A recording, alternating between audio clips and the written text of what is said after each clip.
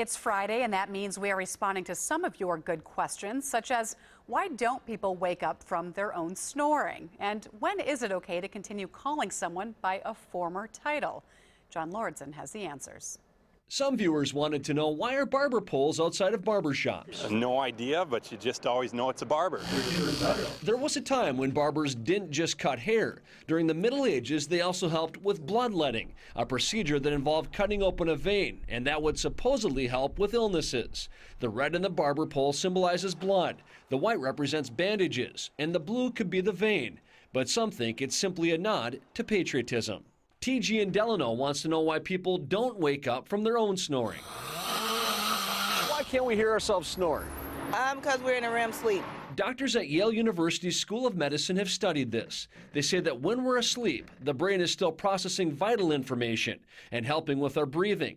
But parts of the brain are sleeping too, so it chooses to ignore sensory information, like listening to our own snoring. And I don't need to know, my wife tells me. She tells you, okay. Walter in Edina wants to know, when is it okay to call someone by a former title? We hear people say Governor Plenty, even though he's no longer governor, and Secretary Clinton, even though she's no longer Secretary of State. Political analyst Larry Jacobs says the most appropriate way to honor someone is to call them by the highest rank they've held, as a sign of respect. That's why a president is always president. Or why former governors still get called governor. Mr. Jesse, Mr. Ventura. I probably would ask what he'd like to be called. If you have a good question for John, please email it by going to WCCO.com/links.